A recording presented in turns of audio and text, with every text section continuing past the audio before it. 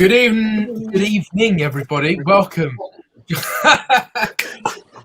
Yeah, I'll applaud that. Maybe not everyone agrees with Graham, but yes, there you go, Johnson in. Good evening, everybody. Welcome back to another episode of Fans React Friday. It feels like it's been a really long week since we were last on your screens, but nonetheless, we're here again. We are expecting one more face this evening, which will be Gary. He's just having trouble with his laptop, so modern day technology is probably not for everyone, I guess. But anyway, he'll be on his way soon. But nonetheless, we are joined with three fantastic people. First of all, I'll introduce Johnny first. Johnny, you've joined the channel. If anyone doesn't know this yet, you joined the channel permanently now. Are you enjoying it? Are you settling well? Oh yes, everyone's been wonderful, very, very welcoming. You know, couldn't ask for a better reception, eh? What a bunch! Excellent. Yes, we're very happy to have you, Gary. Ace. What have you done? Gary Jones is from Australia. I might be having a few technical problems. Do you reckon? I reckon so. Should we just do this? Don't say. Hang on a minute. Once again. Is that Hey! Hey. That's better. That's better. Right. Okay. We also are joined with who's next? Dan Humphrey. Hello, Dan. How are you? Have you had a nice day? You've also written the quiz for this evening as well. Yes. I can't win every week, you know. I've got to give other people a go to win the quiz, so I thought I'd invite this week. Yeah, decent day. Looking forward to the weekend. Got some things going on, but yeah. Good. Oh, that sounds interesting. Oh, yeah. Tell us more. Tell us. Go on. Well, we've got football tomorrow. That's exciting. No, I've got my cricket awards night tomorrow night as well. That is interesting. Yeah. So yes, that's what I'm looking forward to. Good. Excellent. And we're also joined with Graham as well. Welcome, Graham. Again, we haven't seen you for a few weeks. 2 weeks. 2 weeks. And as you're saying as well, just like the last time, you're going to be on the water this evening, not the can, because you work tomorrow. Yeah, water, work tomorrow. It is what it is. Yes, exactly. Well, thank you very much for spending your evening talking about something. I wouldn't have it any other way. No, of course not. And also from Australia, he seems to be joining us. G'day, mate. G'day, Right. Gary, how are you doing? Are you all right, Gary? Yeah, I'm good, thank you. Yeah, I'm just a bit technologically in deficiency, which is a nice way of saying I'm fucking useless. That's Yorkshire, isn't it? Basically, yeah. It's Yorkshire. We don't have proper. Well, we've only just got electricity, to be honest. So, broadband saves the hamsters running around the wheel. I've got like 100-yard lead going from my PC right up to the BT exchange. That's how bad it is down here. I have to say, Gary, please shoot me now. It's amazing you found electricity in the same week you seem to find racism. Racism? Yeah. Yorkshire County Cricket Club and all that. Oh, sorry, see what you mean, yeah. I thought you were talking about me personally. No, not you. Not you. I'll fight anybody. Yeah, we've strange that, isn't it, in Yorkshire? Yeah. Did a big problem in Yorkshire, isn't it? One of the funniest things I saw, and I'm really sorry for digressing away from the show. One of the funniest things I saw was Sky Sports did this thing, right? It had Yorkshire County Cricket Club on one side of the screen, and racism on the other side. Right, and somebody replied to Sky Sports and said, "These T20 names are getting fucking ridiculous now." New 100 franchise just dropped. Yeah, that's right. Yeah. Can we stick to crisp names instead? I like that. Oh, right. Yeah, it's all kicking off in Yorkshire. It is. Yes. Excellent. Well, we'll talk to some people on the live chat. Ben Allison, good evening, everybody. Good evening, Ben. Clayton Edwards, evening. Good evening, Clayton. Casey Cameron, Jude, Chris Scott, Morgan Gray, Derek Atkinson, Patrick Ward, Christian Forster, AJJ, and my dad. So anyway, okay, then we'll we'll get into the first sort of topic we want to talk about tonight. Now, there aren't that many things to talk about. However, what there is to talk about could take up quite a lot of time. Yeah, A lot of people have sort of different opinions on different things. First, I want to talk about the Mansfield game. Now, it was quite a tricky one for me because in some ways it was going to be a lose-lose either way, because you could win the game and then people go, oh, well, now we've got another cup competition which is going to divert attention from the league or whatever. And then we could lose the game and then people going, well, that was absolutely rubbish. We've lost to Mansfield, blah, blah, blah. So I'll go to Graham likes to go first. So, Graham, what do you think? The Mansfield game, a lose-lose, do you think it was better off losing that game and, so we can cut the league? Or? It's one of them horrendous double-edged swords. We'd been through a spell of games where we hadn't won anything, and actually the win would have done us well for the confidence, and it's something that we kind of needed, if I'm honest. That said, if the club is true to its aspiration, although if you read some of the drivel that Johnson's put out this week, that it's a long-term plan, and actually getting out of League One this season might not actually be the end goal, if I've read it correctly. That actually the primary focus should actually be on the league and not on anything else. And I know we've got that Carabao Cup quarter final coming up against Arsenal, which I'm sure fans in their thousands will make the trip to London. It'll be a cracking day out 4 days before Christmas. But actually, the priority should always be the league. But in terms of getting a win on a Saturday afternoon to get the teams a bit more focused, then I'd have liked to have won. But actually, in the grand scheme of things, come April and we're rocking results together, I'm probably not that arsed, if I'm honest. Yeah, fair enough. I think a lot of people were, I don't think that they're not asked about the FA Cup so much, but it was just more about the performance on the day. Now, Yeah. I was the only one out of here to actually be at that match. I didn't like deliberately go and make a trip to Sunderland just for that match. I was there for a few other reasons as well, just so people don't call me stupid or anything like that. But yeah, I was there, and to be honest with you, I had an all right day. I was having a bit of a crack on with the people around me, and we just sort of, it was probably one of the worst Sunderland performances I've ever seen in my entire life. To lose to Mansfield Town in the same competition, the same scoreline 2 years in a row was it was pretty depressing. But Dan, Mansfield Town at home, were you upset about that result? Did you think it was a game we probably should have won, as Graham said, for a bit of confidence? Are you pleased to be out? I was upset with the way Lee Johnson in his press conference said that he was almost glad that we lost in a way. But I guess the league for me is 100% the most important, but you can never have that attitude to sort of go into a game and think that you don't really care if you lose or not. For me, I didn't get what he said in the interview after saying that.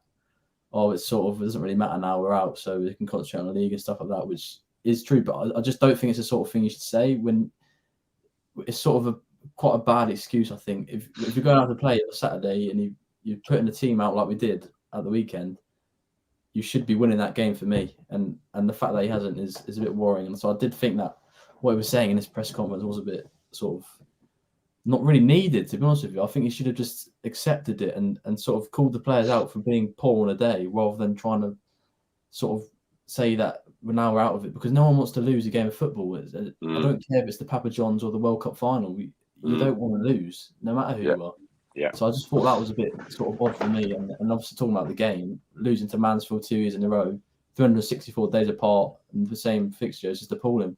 We've been in League One for four seasons now. We haven't got past the first round of the FA Cup on any occasion, which is just a disgrace, to be honest with you, quite frankly, because I know it's the Cup and all that, but the fact we haven't even got past the first round once is ridiculous. And you do sort of wonder when is that next win going to come? And you're right, Matthew. It is sort of a lose-lose. I do agree. Like, he's put out a strong team. We've lost, and it's sort of like, we could have put. If we did win, as you said, it'd be another game. But it's disappointing. The fact that we're not scoring goals and we just keep losing is worrying, because you would have thought surely we could have beaten at least Mansfield or bloody Bradford, but obviously not. We're obviously not good enough to beat some two average League Two sides. And again, I do think emphasis does have to be put on the attack as well as the defence. Obviously, without Stewart, we look like we're never going to score a goal in a million years. I mean, some of the chances that Diaku's missed recently in various games, and there's been no sort of cutting edge, and the fact that Stewart made a big difference not being out of the team. Obviously, now Broadhead's back. I think that's a plus, but I think Diaku's not cutting it at the moment out for me, because some of the chances I've seen him miss is you can't be missing. I think was it the one against Bradford that he missed the 1-on-1. I mean, he's got the whole of the game to goal to aim at. He's just hit it straight at the keeper, and it's just like I agree in that front. There's nothing the manager can do about that. You can't blame the manager for someone missing a chance as easy as that. If you're playing in League One, you should be able to be finishing them 9 times out of 10. Obviously, you're not going to score every one, but it's the fact we haven't been scoring at all. So yeah, it is worrying. I'm not an LJ out man, but I feel like I could soon. We'll talk about that later, but I feel like I could soon be swaying that way. Yep, absolutely. Go on, Graham. You had something to add? Sorry, I just want to pose a quick additional question. Dan talked about Johnson's post-match conferences, and there was the one against Mansfield which was a bit odd, and then the one against Bradford which was a bit more odd. I think he was trying to not to give anything away. Do we think that Lee Johnson's close to having his Eric Cantona seagulls over the trawler moment? He's certainly the type to come out with something like that, isn't he? To cut the management bullshit routines out. You know, we had the let's be more shark and you know the positions of maximum opportunity POMO. You know, I mean. Let's just stick to, you know, kicking 7 bells of shite out the opposition for 90 minutes of winning games. You know. Any case, sorry some to of the stuff he's been saying in the last couple of press conferences sounds like he's sort of lost the plot a bit. If I'm honest with you, because he just seems a bit lost, and he doesn't seem like a man who's confident or in control of his players at the moment, which is a very worrying thing to hear. Can I tell you my spin on it, since as we're on the topic? I think he's actually, in terms of his press conferences, I think somebody's told him to kind of dial it in a little bit. All the management speak and the sharks and the pomos and all the rest of the crap. I think somebody sort of said to him, if you keep on with that, you're going to lose more people than you get on board. And it's happening. And people will use it against him, and I'm about to use it against him. You can only go so much. We've all worked with people or dealt with people like that. You know, it's the whole thing about bullshit baffles brains, isn't it? You just need to talk common sense. If you're not taking your audience with you, then you're wasting your time. And I think he does that sometimes. Yeah, bang on. He's clearly well thought of in terms of his ideas, but there's a difference between being a coach on the training ground and being a manager, as in preparing 11 footballers to go on the pitch. And I kind of lost it a little bit with Johnson after the Mansfield interview, because he came across as if he was saying certain things had only just occurred to him, that his lads were going to get influenced by reading things on social media. He's got 21, 22-year-old lads in the squad, and it's like he suddenly found out that they're looking on Twitter or Facebook to see what's been said. Yeah. And it's what are these things you're talking about? Yeah, it's like a real revelation, that he wanted to tell us this information about social media. Without sounding rude, Gary. And it's not meant to at all. But us old farts like me and you, right? We'd get it, right? We'd kind of understand that. What the hell's Twitter? What the hell's Facebook? What the hell's Instagram? Right? The young footballers at Sunderland and every other club throughout the world are all gaining attractive numbers of followers by using social media. So they're not blind to it at all, right? And actually, I'd be surprised if, as part of their upbringing at the football club, they have been on specific for use of a better phrase, courses on how to manage social media. And in fact, they will probably have people within the club who are responsible for that kind of thing. So for Johnson to come out and say, well, social media, people getting on fans' backs and the player, people get on the players' backs like the fans, doesn't wash for me at all. So it's hardly a new concept either, is it? I mean, young players now coming through, social media's been a large part of our lives, the entirety of their childhood and teenage years and into the professional careers. It's not like when Twitter in that first became big and you had Wayne Rooney offering himself out for a fight on his Twitter account and tweeting, "Hi Rio, do you want picking up in the morning, pal?" and stuff, where it's all very new and very novel. It's something that we all use on a daily basis. A lot of people use it for work and stuff as well. So it's not. It's not this new novel concept, like you say. It should be well ingrained into them now, how to use it and how not to abuse it. Yeah, absolutely agree. What I was saying, because I agree with everything said so far. My problem with it is the way he's saying. He came across to me that he was saying this is a real problem, and it's getting in the way of my players performing, and I'm not having that. It's the same for every other manager, and you know what? As a people manager and a man manager, so forget the coaching for a second, as somebody who's got to set up a team and get the best out of those 11 players, or 16 or whatever it's going to be, he's got to deal with that and find a way to overcome it. I won't have that as an excuse. And the way he was talking about it, I don't know, there was almost an abdication of responsibility there, which I was really uncomfortable with. And that's what I know Dan was sort of like talking about the way he came across and slightly different mentality. He lost me a little bit there, because end of the day, we've lost at home to Mansfield again. We've gone from beating QPR and getting the League Cup quarter-final to 3 terrible performances. The whole Streaky Johnson thing's coming back again. And I want him to talk about that. I want him to explain how we can go from heroes to zero overnight. Not start blaming social media.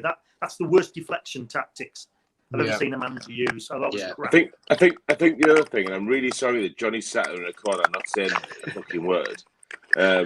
But I think the other thing that goes with that is, look at the bullshitology after QPR, right? After we won the penalty shootout at QPR, there he was, stood on the edge of the 6-yard box in front of the fans, loading it up. And then in the press conference afterwards, he said something like, bring on either Arsenal or Tottenham, and then we'll play the real big boys in the semi-final. Since then, we've done absolutely nothing. Literally nothing. Yeah. I think, like this streaky run that he's on, now, do you not think it's only going to be a matter of time before, something happens, something turns around, and then we go on like another winning run, because it can only be a matter of time. We're not going to be on this streaky. You know what, Gary, I'm sorry, but your mic's giving quite bad feedback. What I'm going to do is, when you're not talking, I'm just going to mute your mic. Yeah, I'm gonna drop off and come back again because I'm getting loads of crackling. I think it's coming from you. Back in a minute. All right, so no. Hey. I'm kidding, Gary, for when he come back. No, so what I was saying was, it's only going to be a matter of time before this streaky run turns into another streaky run, but a bit more of a positive one. I think it's important as us as fans to, obviously I want to say we're the best supporters in the world, and our support when it's going well is fantastic, and it's so important that we show that same support when it's not going well. However, there is a time and a place to show this. When you have belief and you have faith in your team, that you can actually do it. So I've got faith in this team because I seen us do it at the start of the season. I saw how this team gave everyone the belief, everyone the faith. We left Wickham at home and, what other games were there? So Milton Keynes away and Wimbledon at home, thinking, like, this team is going to get promoted because everyone just seems to be pulling in the same direction. We know that this team can do it. They're going on nothing more than a bad run, in my opinion. We don't have like a manager like Phil Parkinson who would he'd be blind to all these problems. Do you know what I mean? Like, I know, we see that Lee Johnson maybe just realised that social media, the thing is, that's going to be a problem in life. That's a thing you can't solve Okay, because there's too many people in this planet, on this planet that you just can't change. That's it. Whatever happens, even if we win 5-0, I guarantee you there's going to be at least one person with something negative to say. I guarantee. Correct. That. And they're always going to say it. I think the other thing along with that, right, is that in terms of a fan base, right, Sunderland, you're right what you say, they have the best fans in the world, right? Yep. You 30 okay, give or take with the away fans, 29,000 fans at home every single week. So plus or minus 1,000 for away fans, all right? In terms of teams, the majority of those fans live within a 20-mile radius of Sunderland, I would say. I might be wrong, all right? There are people who travel. Matthew, I travel. Dan, you travel. You know, there are other people who make long-distance trips to watch Sunderland. But in the main, people come from Sunderland, right? It's not like supporting your Manchester United, your Manchester City, your Liverpool with your global base. You've literally got, 20, 30-mile radius, 40-mile radius. And if something shit happens at the weekend of the football, it adversely affects the area as well. So Saturday night, Sunday, Monday, Tuesday in Sunderland must be fucking hell on for the people who live there, right? All based around football, which makes it even worse. Yeah, the Sunderland football community is massive, absolutely massive, and for us to go on a streak where effectively on aggregate we've lost 9-2 to Yorkshire in the end of October and into November. It's just not acceptable. It really is just not acceptable. Absolutely not. And as you were saying, with kind of how it affects people, I remember getting into a taxi before the Mansfield game actually, because I went to go and do. I did a flap view, and that's what I'm going to say before I try and say something else and people take it another way. Something dodgy, yeah. So I went and did that. I got in a taxi to do it, and this taxi driver went on the most passionate rant about Sunderland, like ever, right? And every time I got in a taxi in Sunderland, it's these same people that make up the city, and it affects them. Like they have to go to work the day after a match or the day before a match, and if we've done bad, it affects them. Their colleagues at work, they talk to their customers, they talk about football, and it's negative. No one wants to live in a negative way. It's the most horrible thing ever. Negativity. To live in that. So we need to get this turned around really quickly. To be honest with you, Johnny, I wanna bring you in now. What are you thinking? Really? So we had the Mansfield game, obviously, and then after that, the Bradford City Papa John's Trophy game. Are those performances really worrying for you? Obviously, I didn't watch either of the games, live, so I can't comment too much on the full performances. But what worries us at the minute is a lot of the decision making coming from, obviously, the players are making mistakes on the pitch, like Burge, the poor clearance for the Mansfield goal, but also all the way up through to the manager. And there's, I don't want to start slagging off Lee Johnson loads and having a massive pop at him because, like I said last time, I like him. I think he's clearly a nice bloke, and I want him to do well. But I think somebody said before, I can't remember who said it, described him as looking a bit lost at the minute, and I think that pretty much sums it up. I think some of the stuff he's been saying in his interviews and press conferences hasn't been fantastic. Dan, I think, brought up that he said about, we don't mind losing this game. Like you say, it's the kind of thing you think in private, but you don't come out and say it. When Moyes came out after one game and said, Sunderland are in a relegation battle this season. But yeah, we all know we're going to be in a relegation battle. We're not stupid, but you don't say it because it just instantly... Yeah, exactly. It demoralises the fans. Can't be great for the players. And when Lee Johnson's coming out and saying, we don't really care about winning the game, even subconsciously it must impact the players' motivation for the next game, thinking if the manager's got an attitude like that, why should I care? Why should I put myself on the line and give 110%? Even if they don't think that outwardly or, they're not intentionally doing it, it must have an impact. And even just little things like, okay, so you don't mind going out of a cup, so maybe you play a weekend side. So he plays the weekend side against Bradford in the Papa John's, but plays a first choice keeper, plays a strong side against Mansfield, and plays the second choice keeper. Why? Why do that? Surely you want your better keeper playing and performing well with the players he's going to be playing with in the game you want to win. And aside from anything else, I think it's probably better to go out the Papa John's than it is to go out the FA Cup, because I think winning games in the FA Cup gets you probably more prize money than the Papa John's, just from a purely financial point of view.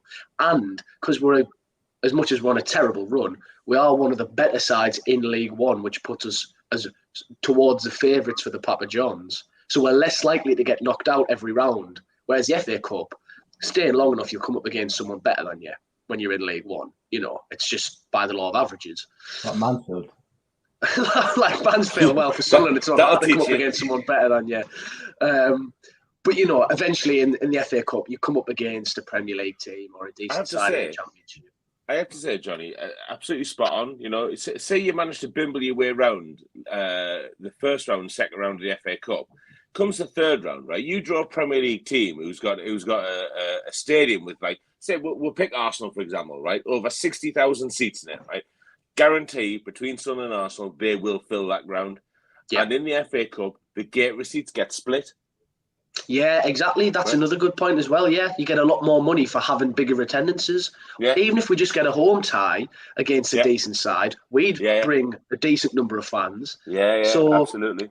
I just can't get my head around the decisions, and it's filtering through onto the pitch. And we can see in the performances, a lot of the players, they look like they don't really know what they're doing. I watched the highlights, the Mansfield and the low lights of the Mansfield and the Bradford games before we came on, just so I didn't look completely clueless. But you know, obviously the Mansfield goal, it's a freak. You can talk about it, but what can you do? Lee Johnson kind of clear the ball for Burge, can he? But the Bradford goal was really, really concerning because that defence was very, very static, very poor closing down. I know it was a weak inside, but between, I think it was it Sonner and Richardson, I think. Between the two of them, I think we ended up down the right-hand side defending for the goal. I think it might have been Sonner who was closing down the lad who crossed the ball in. He lets him get a lot of touches. He lets him carry the ball a fair distance. It's very poor marking in the box. No one reacts. And it's such a simple goal. He carries the ball down the left wing a bit, swings it in, and somebody taps it into effectively empty net. I mean, that's a lot of that. You know, the players can be blamed, and they should be blamed because it was poor defending. But the manager tells his team how to defend and drills them and coaches them and sets them up. And again, I don't think Lee Johnson's some sort of awful manager, but the confusion and the indecision and the sort of conflict between what he's saying and what he's actually doing, I think it definitely filtering through to the pitch and making the players' lives harder, which makes our lives harder as fans because we have to sit there and watch that absolute bilge getting served up to us every week at the minute. And yeah, I just think on the good run, he looked like he had a plan, which gives us confidence that if we did go on another good run, it wouldn't be like a fluke. Like, you know, when Parkinson went on that streaky run and I think we tonked Tranmere 5-0 and we got some good results and everyone was like, oh, wow, this is a good result, a good run. But that was, he stumbled into that. I think it's fair to say. Yeah. But with Johnson, I do think if we go on a good run, he does know what he's doing. But at the minute, it's just we've totally lost the plot. And I think a lot of it, like I say, you know, comes from the top down, filters down from when I feel like as well, part of the reason he goes on these streaks is when we're in these runs, he's a bit like someone playing on Football Manager where you go on a bad run and you panic and you're like, well, what the hell do I do now? I've got to try something. Just throw loads of shit at the wall and see what sticks. And at the minute, none of it's sticking. Yeah, absolutely. I think it's just a thing that by the way, Gary's joined on his laptop now, so we don't there's no more crashing, which is great. We're back in 2021 now. Well done, Gary. You're back in Australia now. That's good. So no, it's just I think the players just aren't getting the basics right, and I think it's not like when Embleton can't make a 2-yard pass. That isn't Lee Johnson's fault. It just seems like, you know, there's just something lacking, and it's just that just belief and that confidence, you know. But then it's up to Lee Johnson and then the coaching staff to motivate these players, and they've got to motivate themselves. And maybe that's just because they're young players, you know. Maybe that's the reason why, you know. I do think that's a big part of it. To be fair, and I'm part of the crowd as well who were all lauding this approach of having young, hungry players coming in. And I want us to continue down that model, whether we stick with Johnson or not, whether we get promoted or not.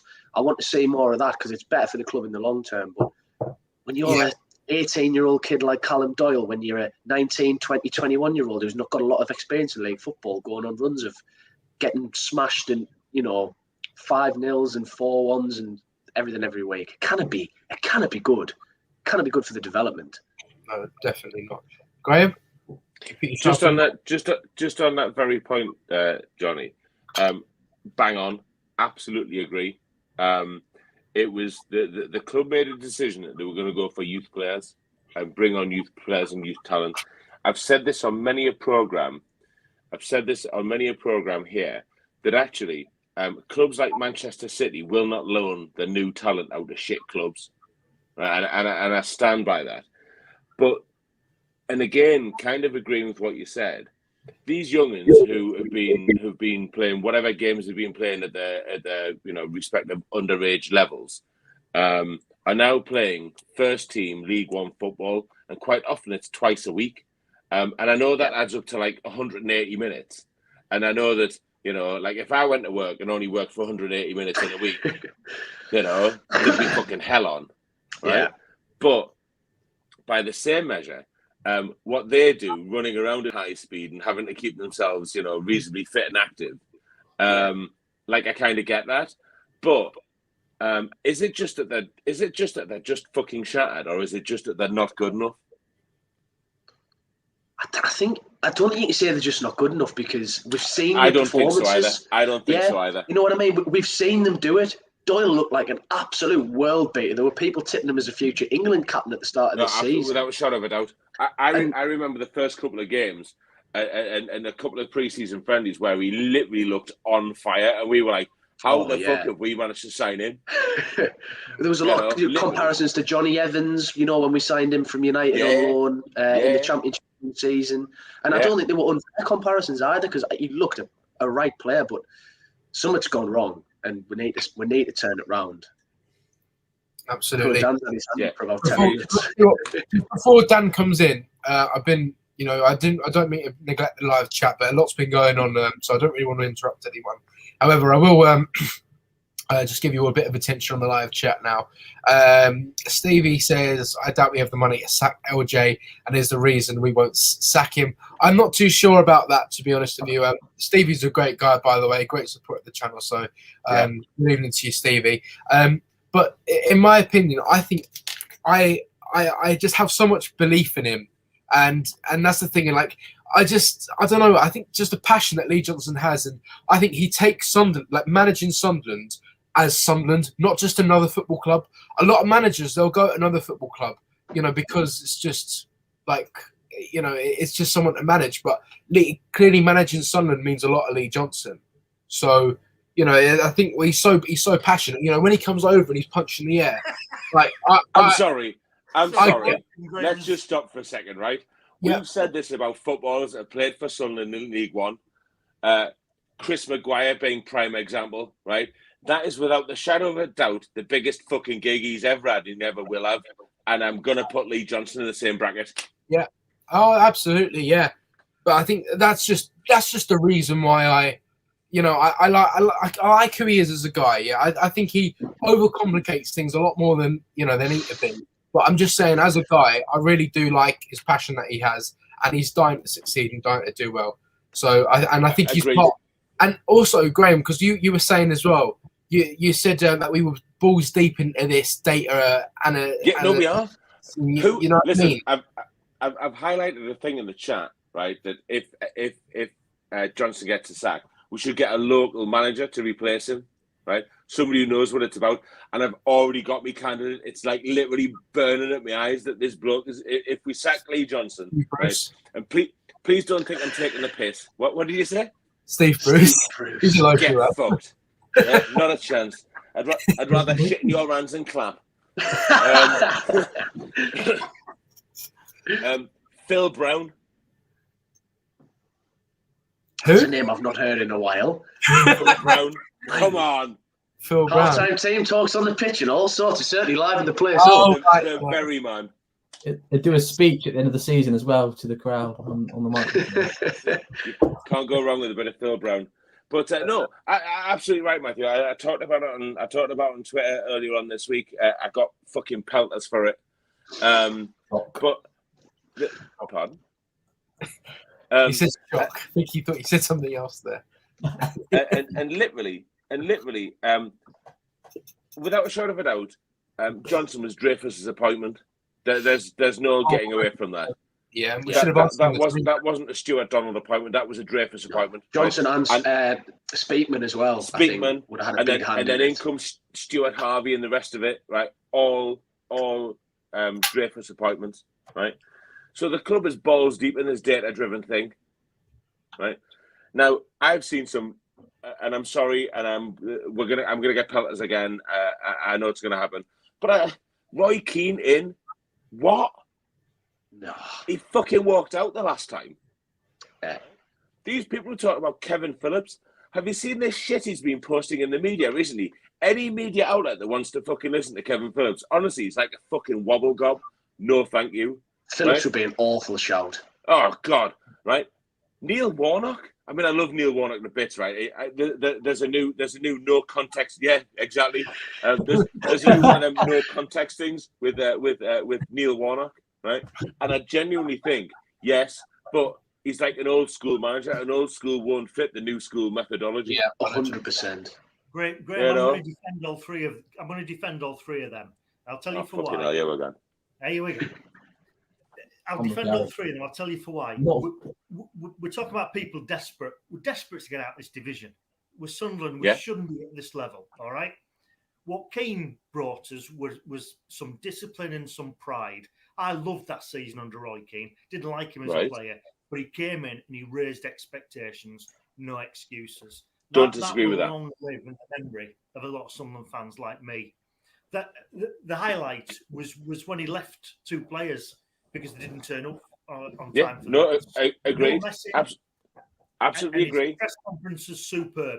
Didn't want an end of season tour and the open top bus because we'd won. It wasn't enough. We should be in the Premier League. Do you not think expectations? Do you not think he's become really gimmicky recently when he's on Sky Sports and whatnot?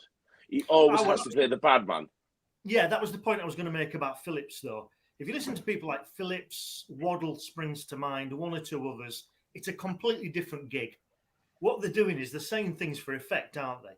Yeah. All right. Like Waddle, he's Sunderland one week in the papers, and then he's Newcastle next on Radio 5. He'll play up to whatever gig is going to keep the work coming in. So it's slightly different. I think Phillips plays up to that as well. If he's got a talking to sell at Siltsworth Club or something like that, he's in the press a bit more often, and he's saying what he has to say about Ross Stewart, or he's talking about Will Grigg, whatever it might be. It's just a question of keeping a profile. Again, I understand why people are hankering for something else when they're looking at Phillips coming back. For years and years, we've had people saying, in fact, it happened at 87? We got Bob Stokoe back for a second time because people were hankering for what we'd had 10, 12 years earlier. Warnock, different kettle of fish. Warnock, he's proven at that level, and I would have taken Warnock before now. He wouldn't take some of the shit we've took it under likes of Parkinson. I'm just going to make a couple of points back at you. What was the difference, right? Because we've all seen the videos of Peter Reid bollocking people at half-time and full-time. What's the difference between him and Roy Keane? Because if given the choice, I have to say I'd rather tag Peter Reid back.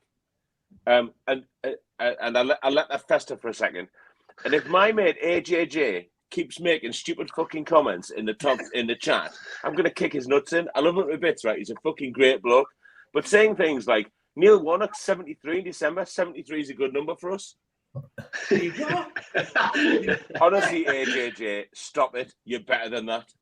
So much better than that. I'm not sure that's the kind of data analysis Speakman was brought in to do. Like Exactly. He's only been 73 for 1 year. And this is where Johnson loses people, because if they get the feeling he's bullshitting or doesn't know what he's doing, then people start hankering for anything. And this whole Streaky Johnson thing coming back again, I've got to be honest, it worried how you can go from having players like Doyle, Sirkin, Neil playing at the absolute top of the game 1 week to looking like plodders the week after. Yeah. I mean, in terms of man management, that's some feat. Well, anyone can go on a bad run. The problem is with him, it's endemic to his career, isn't it? That's the big worry. And that worries me. I didn't know where it came from. It's very similar, I think, to our old friend Steve Bruce, who's currently looking for a job. So, get yourself applying, Steve. Every single club that he was at, he would always have an injury crisis or several over the course of his tenure at that club. He had it with us, had it with Newcastle, had it at Villa, Birmingham, Hull, you name it. Steve Bruce managed to have bad luck with injuries, it always was in the media. But at a certain point, chasing him down the street at Greg's, running after with steak bakes and that. That's right. At a certain point, it stops being bad luck and starts being a product of the process that he's, implementing in, be it training, the nutritionists, the sports science, whatever it might be. It becomes part of his profile as a manager, and I think Lee Johnson's streaks, I've got to think about them the same way because. There's something quickly, Johnny, in response to that, because as soon as you mention Steve Bruce, there's another thing that comes back to me, and I think it's a similarity between the two of them. Many a time we sat watching Sunderland under Steve Bruce, and he'd be stood there at the touchline and we're losing, and people would say, he's got no plan B. He's got no plan B. Lee Johnson, and he said it himself after the Wednesday game, apparently now there's a blueprint. Opposition managers know how to play against Sunderland, and I believe that's true. I believe people have worked it out really quickly, and I think that's part of the problem. But you know what? That started against Bolton. And it's still happening. It happened against Rotherham. It's happened against Wednesday. What are we doing about it? If he's got no plan B, how's he mixing it up? Seems pretty obvious to me that our two front wide men are getting basically taken out of the game, and he's not responded to it. That kind of thing really worries me. Really does. Couldn't agree more. Definitely, 100%. All right, I just want to interrupt this because this is really good. I just need to say thank you very much, Patrick Ward, for the $4.49 donation. He says, enjoy the fact you have so many different opinions. Yeah, it's actually been one of the better shows that we've done. One of the best ones. No, one of the best ones that we've done actually. Because there's clearly a lot to talk about. More stuff's going on. Chris Scott, the experienced players are the worst at the moment. Yeah, they don't seem to be putting in the best performances. Steve AM13 says, Farke in. He would drop down the league. I'm not sure about that one. Fucking hell.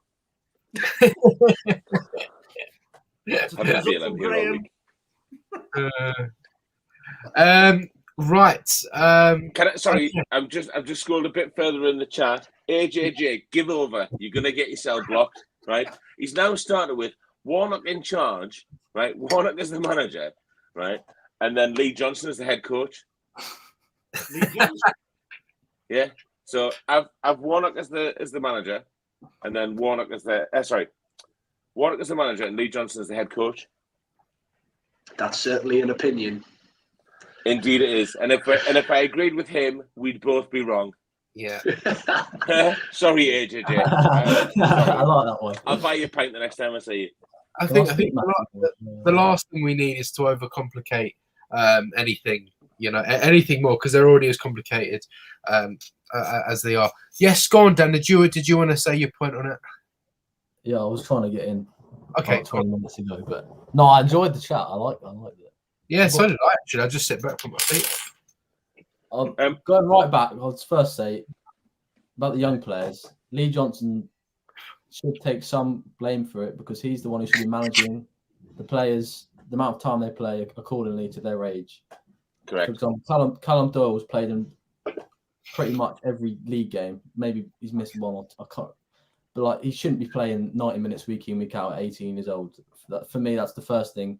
And since he's been playing pretty much every game, and you can't expect him to play above and beyond. He should be playing Saturday. He shouldn't be playing. If there's 3 games in a week, he should be playing 2 of them 90 minutes, and the other one give him a rest because he should be in sixth form, that lad, and he's trying to be playing 90 minutes 3 times a week, and I think that was a bit off. Second, I was just saying about Lee Johnson. I've done a bit of research about him, and he does seem like he has been handed a lot of things on a plate for him sort of throughout his life, because obviously he had that feud at Arsenal. He got released at 17, and he went to join Watford. But then he also got released from Watford, and then he got signed by his dad at what was it, Yeovil, I think it was. And then obviously his first management job was at Oldham, and 3 of his family was in the directors at Oldham. So I feel like he's one of those players where his life's been pretty. This might be an assumption. Maybe he's had a really tough upbringing. I don't know, but I feel like he's had quite a privileged sort of not easy, but he's had a lot of things go his way, and now things aren't going his way with us. It's sort of quite a sort of challenge for him to sort of get out of that rut, and that is probably another reason why he might have these sort of streaks, because I feel like he might struggle to sort of, when it isn't going his way, how to get out of it and sort of improve. You know what I mean? Because he sort of had that past experiences in life. And then I've got to agree with Gary about Warnock as well. I'd snap my hand off for Warnock, I have to say. Keane and Phillips, no, but Warnock, I mean. I'd have taken Warnock before Speakman came in, because I like him. I really like him, and he's a good manager, and he does know the division. I just don't think he doesn't strike me as the kind who'd be comfortable working under that system. And I want to keep the system. No. But you could get him on the short term though. If you got him on the short term, then it wouldn't matter about the system to me. But yeah, it depends how much you want to balance the short term of getting promoted with the sort of long term of what's going on. But I guess that's a conversation we had at the boardroom, isn't it? I'll tell you what, I'm sick of the long term, short term. People saying that all the time about things, because at the moment we are 4 years into a 1 year plan. Like, do you know what I mean? It was a 1 year plan to get right. And now we're 4 years. You know what I mean? And there's been different plans. And to be honest, right, and I was listening to the Wise Men Say podcast, which is an excellent podcast. You should listen to it if you haven't before. Sponsorship. And no, I'm just shouting them out. There's some lovely people. Lovely people over there. I think one of them said, I can't remember the name, so I'm sorry I can't give you that much of a shout out. But he said that League One isn't a place to be implementing your long-term plans. You need to get a short-term plan to get out of League One. You know, just do, because League One isn't a place where, and we found this out the hard way, that playing fancy football it's okay for some games, but you know, in other games you'll be beaten on the physical side of the game. You know, like Dan Neil is a fantastic footballer. However, he'll lose the game all day long if he's up there with massive, powerful lads on the other team. He hasn't got a chance against them. League One, I don't think, is a place to play a fancy football, have our long-term plans, get out of this league first. So short-term plan, I would be in favour with that. But as we've already started, it's... Go on then, Graham. Just while you're talking about this, getting out of the league, right? We play this ridiculous system, right? Where we seem to get fucked down the wings every single week, right? I don't know whether it's because we're too slow, too inept, too whatever. Too inept sums it up, I think. Too inept, right? Now, take nothing away from the footballers, all right? Because it must be really difficult working for 3 hours a week for 15 grand a week or 10 grand a week or 5 grand a week or whatever, right? Why can't we keep it simple? Why can't we play 4 wide across the back, 4 wide across the middle, and 2 up front? I mean, I agree with almost every word you've said there. Like, I'm not as married to 4-4-2 as a lot of people are. I don't mind a 4-2-3-1 or 4-3-3, but it's all well and good, like you said as well, Matthew. It's all well and good having Dan Neil in the middle of the pitch, who's great on the ball. It's all well and good bringing in Pritchard and having all these technical players and Diaku, and who's supposed to be fantastic on the ball. If 7'9" centre halves are hoofing the ball 50 yards over the head every time they get the ball from the opposition, and we're just playing head tennis at the back and that because other teams in League One know how to keep it simple.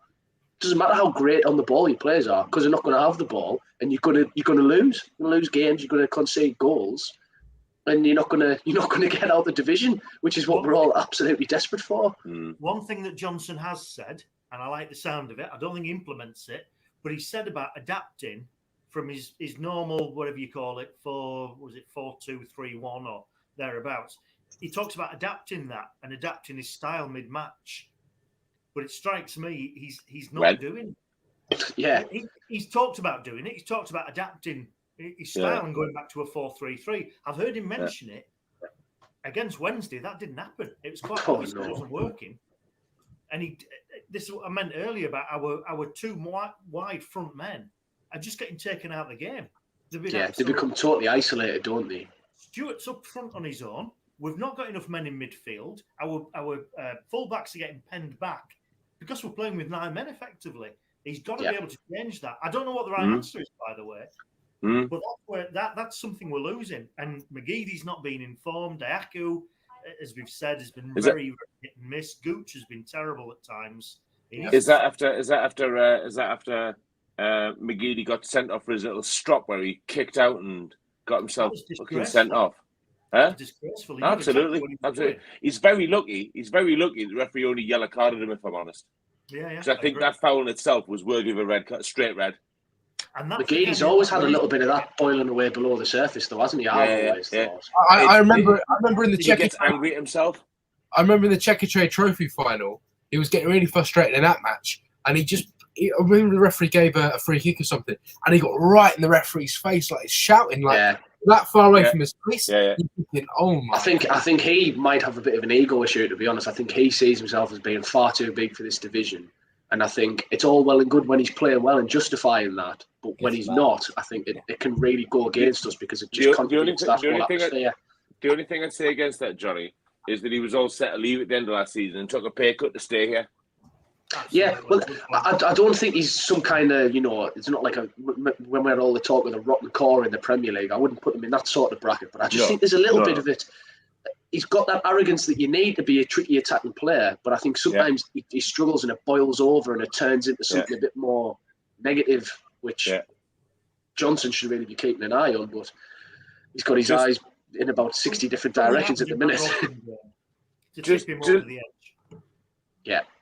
Just before I say that we should actively consider dropping Lynn the Gooch, because fucking hell, honestly, he annoys the shite out of me. AJJ start attacking Sense again. So he's back in the good books.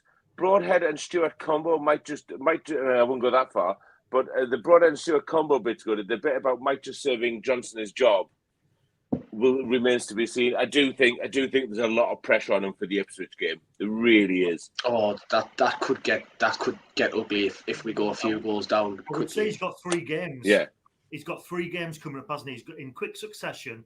He's got Ipswich, Shrewsbury away, Cambridge away, in the space of 8 days, and then another break because it'll be FA Cup second round. Yeah. If you're going to get rid of him, that's the time they're going to get rid of him. He's got those 3 games. He's got to be 7 points from those 3 games.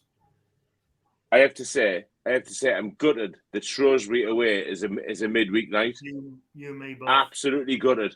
Shrewsbury away is one of the best ventures out in League One that I think I've ever had. Like the town, the pubs, ground was all right. But yeah, put it on a midweek night. Christ Almighty. Never mind. Sorry, I think I'm getting bollocked. I'm getting bollocked off Matthew for talking too much, and apparently it's quiz time. No. There's such a high standard of there. Right. What we're going to do is of course we've promised everyone a quiz for tonight. However, tonight's quiz, it's not 20 questions. However, it's 10 questions written by our own Dan Humphrey. Now, of course, Graham, you weren't happy about that, were you? You wanted 20 questions. I did. I knew that tonight we were going to talk about a lot more things. So absolutely, a lot of foresight from Dan there. He's getting a lot of reviews for this in the WhatsApp. I was about to back you up. I was about to back you up there, Dan. Now we've gone. Dan says he's gone quality over quantity of the questions. So he's promised us a really 10 questions. So you got a lot to live up to here, Dan. Right? Nice. Explain the scenario. Yeah. So obviously, I asked a few people in our group channel chat thing. So I've got a few questions about sort of general knowledge, but there's sort of some of the topics are about people in our group, sort of like obviously, and they gave me different options to choose. And so for example, for Paul, there's like an F1 question for Paul. There's a shock. Which I know that Graham will absolutely love. You better believe it. It's just 10 questions. I think there's about seven general knowledge, and at the end I've got 3 sort of different sort of questions that you wouldn't have seen before. That is to do with people's careers by the use of Wikipedia. So right, so that's going to be bang on then. I'll go change Wikipedia to my answers. Yeah. It is normally reliable for football, for the stats. If you look on the stats thing, it's just sort of the appearances and who they've played for. So it's not like the actual text or anything. Right, everyone, you should all know what to do. But if not, Google Kahoot.it. You'll come to that page. Enter that game pin there. 2208. So I can't even do it now. 8080. So Enter. Ian Sun SFC. He's an early favourite for me. Always. Absolutely. You take over now, Dan. This is your stream. You have control. Thane, obviously, he's always watching. 09 and Joya. Could be anyone. I'm an unashamed Luke O'Nien fanatic. I'd do anything for that bloke. I don't have a yellow card, but I do have a yellow lighter. He seems to say yellow card every single game. In fact, when he got booked last week or week before, the club put it on, and it's the amount of people who replied to him things like "shock tweet of the week," you know. You need a bit of that combative nature. Got Paul's in, Bradley Young, Red Leader, right? When I'm on Kahoot, what do I do? Gary, you got your phone in your hand. Yes, I do it on my phone. That'd be easier. Okay. Google on your phone Kahoot.it. So put that in Google. Yeah. And then click on the first search thing that comes up. So is this the game pin we're talking about? Yeah. Yes. Yeah. And then does it give you the option to put the game pin in? It was the first thing I asked for. Yeah. And then there you go. Then it's just on screen for you there. 2208080. Right. And then then your nickname, put your name, and then just press enter. Lovely. Who have we got in there, Dan? We've got, obviously, I've read out Laugh My Ass Off. Yes, very good. Graham's Water. Graham's. Yeah, makes a change from me Stella can. Classic Dixie Normus. He's always in there. He is. From a mile off. ABC 123. Gary got that one. Dirty Dicky. Oh, interesting. Mandy Gray, hook, line, and sinker. How long are we going to wait then? Or are we all in then? Gary, you in, and everyone else in? Yeah. I'm okay. Johnny's dad's in as well. All right then. Don't just say the England game kicks up in a minute now. This is the most random quiz you'll ever do, by the way. Oh yeah, we're in. Which driver finished third in the Mexico Grand Prix last weekend? Next question. Who cares? Correct. See, I don't understand why you'd want to go to the Grand Prix when you can literally just sit there and only see a corner of the track. Do you know what I mean? You pay all that money to sit there and just see where the cars go. That's all you see? Yeah. It's not even like going to the golf where at least you can wander about and you can, it might be a nice day. But F1, you sat in a seat watching the same corner. Oh, it's just watching TV. Shite. Baffles me, that. Bollocks. I knew it wasn't either two on the left and I picked the wrong one. He's 50-50 chance get it wrong. Yeah. Obviously, he's the Mexican driver and he came third in his country. And so there's pretty big celebrations about coming third. What the fuck does that say? Can you feel it now? Can you hold it in your arms tonight? You take that lyric from which song? Shine, Back for Good, Relight My Fire, or Greatest Day? That picture looks very threatening. Thanks for that, Alyssa. That's really lovely. That was Alyssa's topic. Can I just say, Gary, they aren't aimed at me and you, them questions. The young'uns will get that. That's a good point. I need to say, though, these are nothing to do with me whatsoever. But I think I've got the right answer. I wouldn't have a clue. Today this could be boom, greatest day of our life. On the guessing. Oh yes. Greatest day. Oh, I got it wrong. When Joanne and I first got together, about 2 months after we got together, she said, "Would you come to see Take That at Wembley with me?" If I have to, it was the only reason they were any good was Pet Shop Boys was the warm up act. the warm-up. I'd rather watch 3 hours of Pet Shop Boys. Me too. To take that. Me too. Let me tell you. Warm-up. Which major has Rory McIlroy? And now we're on golf. Yeah. What is this? Too easy, that one. Too easy. Too easy. It's the most random question. I've got all of them wrong. Random quiz, obviously. Obviously, this was for Johnny. Dan, why did you have to put the names next to the topic? Because when it comes to my topic, Because then they can be blamed.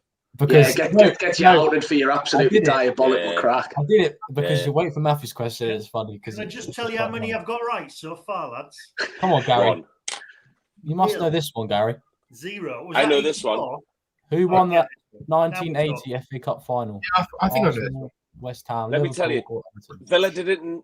Sunderland did it in 79. Villa did it in 81. Who did it in 80? Trevor Brooking. You're correct. That's how I know the answer to this question. Do I get 10 points for that? No. Correct. West Ham. Gary's on the board. I got that one wrong as well. Oh, look at this. Oh, Oh, that's bloody hell. absolutely stellar performance, that, like. Aye. Here we go. Here's Muffy's question. What a surprise. When was the first McDonald's open Is it the first McDonald's in the world or the first McDonald's in the UK? in the world? 1970. I don't mind. I don't mind it. I don't know when it was open. I just know the name of the guy who invented McDonald's. But that's not the Mr. question. McDonald by chance? McDonald's. No, No. Ray Kroc. What? Ray What? Kroc. That's Yeah, one of the yes. names in the quiz, isn't it? Yeah, bollocks. 1940, really? During the war? Dan, you know when I said to you about food, I was telling you proper food, like actual food, like roast dinners and full English breakfast, This is Oh, roast dinners. not like processed. Shit. Oh, Muffy, Rubbish I've food. seen Do you know you what I in glass What you're a saying, few times. lawyers will be watching. I Jesus. can't lie. I had a Belton McDonald's breakfast yesterday, so I'm on board You with it. can't Like. knock their breakfasts. What? Is he why going to am not I- know his own question? Right. Can I just Well, I say, Lying Scotsman was around before I was born, and I've had to guess this answer. I just thought I'll just search up a train question and I'll Thanks. kill around Graham, to be honest with you. Well, But I I don't know did about see- you, but I wasn't born in 1940 when McDonald's was open, but you Well, still me answer either. that one. So I did see it the other day. I saw it the other day at King's Cross when we Oh, I got it wrong. It's true. I got got back from it. the game with Juan Sartori. With Did you get that Juan one, Sat- No, did I? Fuck, I got it wrong. Cahoot's very nicely told us I'm on an answer streak of 1, which is just fantastic information to have. Or But I've now Bradley, dropped off the top. Bradley Young's top. Well, I'm Bradley, lad. I'm Bradley. England lost in a T20 World I Cup know. semi-final this week to which I can side? guess this one. Oh, I was watching this. Absolutely Yeah, I devastating watched it too. with that. Like, Jason Roy's injury cost us at the end of the day. Tim Almiron as Yeah. well. missed him big time. When I Milan say played all right though. when I say watched it, I turned the TV on and it came on and I just turned it straight off. So You watch it. absolute tit. I can't believe Australia in the final as well, by the way. That's No, just- me either. Me I'm either. devastated Oh, about that. Hey, Gary's got some points on the board. First one. Yeah. Right, so these are the last three. So which ex No. Sunderland player's career Oh, is this? I can't even see it. Is it Giacorini, Barini, Desena, or Manone? So it's Cecina, Forlì, some other Italian clubs on loan. Juventus, Sunderland, Bologna, Napoli, Chievo. Dan, you could pull these out all day long, and I get these. I do love a good one of these. Like, whose career is this? Very. I'm just trying. I reckon. Gotta be. Get it. Yeah, that's really. 1, Jack, 2, Jack, 3, Jack, Jack, 4, Jack, 5, Jack, 6, Giacorini, 7, Jack, 8, Jack, 9, Giacorini, Jack, One of them players who was so gifted, but we just never saw really the best of lovely him. Like. rendition. Agreed. Too lightweight. Yeah, Which Sunderland player's career is this? X. Is this Kirchhoff, Cabral, too P, or easy. G? That's an easy one. Elephant Now, by the way, Hang that on. I don't even need to see that. I know is a varied mixture of some fantastic footballers and some real shite in their mind. Cabral, interesting player. But G will always be a legend for his goal against Man City. But he didn't really... G-dong merrily on high. Big Man City. G-dong I've never been so high. not to have video ref as remembering that game because he was definitely offside. And if that had been chalked off, I would have just cried. Oh. Tears of And pure the last pain, question, even more random. This is not double point. What club is missing from Titus Bramble's illustrious career? You are kidding, aren't you? Got this one as well. Oh, no. No! Do you know if this was a 20-question quiz, I might be in with a shout here. It's getting interesting now. Now you've got past your take that questions. Possibly a hot take, by the way, but I think Titus Bramble was a bit underrated for something. It's Bolton up at Ipswich. It's Bolton, though. Wigan, innit? Oh, no. Yeah, I pressed the wrong one. Oh. As soon as I pressed Ipswich, I was like, you tit. Oh, lads, England's 2-0 up, by the way. What, in 6 minutes? Already. Get out. It must have kicked off a quarter two. Playing 5 at the back against Albania. Right. I'm sorry, but there had to be 20 questions there, but it was a good... Yeah, I agree. No, I think it was fantastic to end it where it was because therefore definitely the best and most intelligent, good-looking member of the team's definitely won. Yeah, I Give agree, over. Johnny. Second best looking. Johnny, I agree with you. All right. 100%. Well, everyone give Dan a round of applause for making that. Do you know, I enjoyed that quiz, actually. Dan, you can come back and make another one with 20 questions. Oh, I think I'm unavailable next week, Graham, actually. What a surprise. Oh. With take that and such stuff in it, what's next? Maybe bingo. Not bingo. You know, people can say what they want about it, but I absolutely love a game of bingo. I think Me too. I think it's brilliant. We should definitely have a Girls Aloud or a Spice Girls quiz or something. Definitely. We'd all do Get out fantastic in one of them. Girls wouldn't we? allowed, that's different. Do you know, again, Completely different genre. blaming Joanne. She wanted to see Girls Aloud. So yeah, I'll go. So we end up with the O2 watching it. And I fell asleep during it. In the middle of a concert that's like 3 million decibels, I fell asleep. That's So impressive. there you go. Yeah. Sorry, love. It'll be alright. All right, then. We need to have words. Thanks. Okay, well, it kind of brings us to the end, really, of sad, isn't it? Of a very good evening. You know, we've discussed quite a lot. Everyone's sort of shared their opinions on Lee Johnson in, Lee Johnson out. But do you know what? Sorry? Shake it all about. Yeah. But listen, whatever happens, whoever's the manager of Sunderland, you know, let's all just keep showing our fantastic support as we are the best supporters in the world. Thank you very much for everyone for watching this evening. Thank you very much for the donation as well. Did you want to say something, Dan? Stevie Mack is the best viewer I've ever seen. No, what a bloke. Quality Dan, good quiz, mate. Thank you very much, Stevie. I appreciate it. There you go. Paul saying that F1 right and guessed the Titus Bramble one right. All of the rest were wrong. Well, that's about his normal Stanford quizzes, though. Yeah. Sorry, Paul. I'm the boss and all that. Remember that time where you gave him all the answers during the day? Yeah. And then he got like 20 out of 20 in the evening. That was unbelievable. But it turns out he actually got like 4 out of 20, like when you did it. That's for right. Yeah. That was brilliant. Anyway, all right then. We'll all say goodbye now. Graham, did you want to say goodbye? Yeah, see you. Have a good weekend. And if anybody's going to support you, if you're not going to do anything special tomorrow, go and watch local league football. I'm off to watch Biggleswade Town, the Waders, play Enfield Town in the first round proper of the FA Trophy. I'm watching the FA Trophy as well. Oh yeah, who are you watching? Binfield. Who are they playing? I can't remember. That good a team you can't remember. Well, we're massive, but no. No, but I'll probably go and watch that too. I'll just say that Spennymoor have signed Kenton Richardson today on a 28-day loan, and Spennymoor at Bradford Park Avenue tomorrow afternoon. So I might get out there to watch that, see how he's doing. Wow, fantastic. Fair enough. Was that very sarcastic, Dan? I watched him last Monday at Reading, so I'm just saying. Fair enough. Johnny, have you got anything planned for tomorrow? Going to work, mate. Going to work. Living the dream. Lucky lad.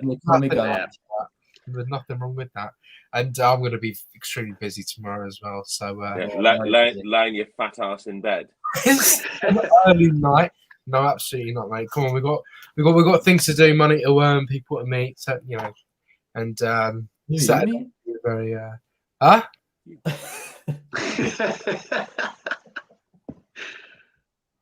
Anyway, so thank you very much for everyone for joining, and yes, we'll see you all for next Friday because there's no game tomorrow. So yes, everyone take care, and we'll see you then. See ya. Away!